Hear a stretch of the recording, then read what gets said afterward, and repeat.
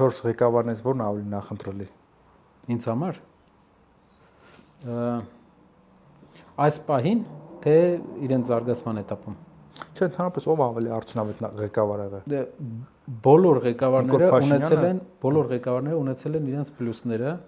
կուզենային ներկայացնել իրենց պլյուսները։ Լևոն Տեր-Պետրոսյանի արտաքին քաղաքականությունն է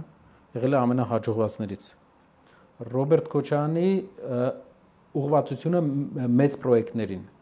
այսինքն մեծ տնտեսական պրոյեկտներ իրականացնող երևի թե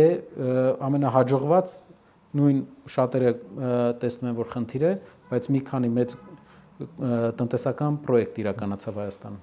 Սերժ Սարգսյանի ժամանակ բավականին թեթևացավ խոսքի ազատությունը։ Նիկոլ Փաշինյանի ժամանակ ստրուկտուրավորված կոռուպցիայի դեմ